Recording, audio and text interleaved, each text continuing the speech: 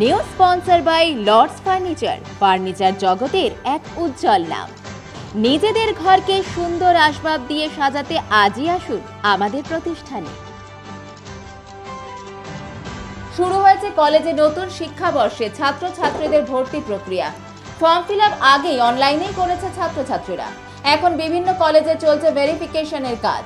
বিভিন্ন বিভাগে ভর্তির জন্য সব জায়গার পাশাপাশি জলপাইগুড়ি প্রসন্নদেব মহিলা মহাবিদ্যালয়ে চলছে সেই কর্মসূচি।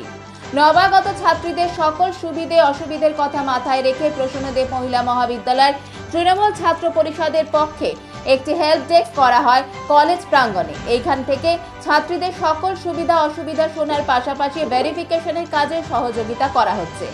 6 তারিখ পর্যন্ত এই কর্মসূচি চলবে বলে প্রসন্নদেব মহিলা মহাবিদ্যালয়ের তৃণমূল ছাত্র পরিষদ ইউনিটের পক্ষ থেকে মিষ্টি সিং জানান। তিনি আর কি বললেন আসুন শুনে নিই।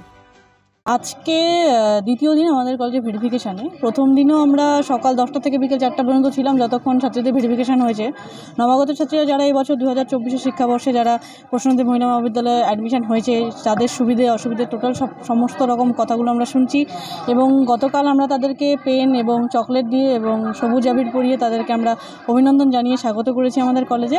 এবং আজকে সারাটা দিন ধরেই আমাদের অ্যাক্টিভিটি চলছে যে তাদের কী সমস্যার সম্মুখীন হচ্ছে, যেহেতু এবছর সেন্ট্রালাইজ পোর্টালে ফর্ম ফিল আপ করেছে এবং তাদের সমস্ত রকম সমস্যাগুলো আমরা শুনছি। এখানে আমাদের সকল ছাত্রীরা রয়েছে এবং এই ভেরিফিকেশান আমাদের 6 তারিখ পর্যন্ত চলছে, 6 আগস্ট পর্যন্ত উপকৃত হচ্ছে। এবং এবছর আমার দেখে যা মনে হচ্ছে যে এবছর ছাত্রীদের ভর্তির মানটা অনেক বৃদ্ধি পেয়েছে কলেজে, যেটা বিগত 2 বছর ধরে কোভিডকালীন সময়ে হয়নি, সেটা এবছর অনেকটা বৃদ্ধি পেয়েছে।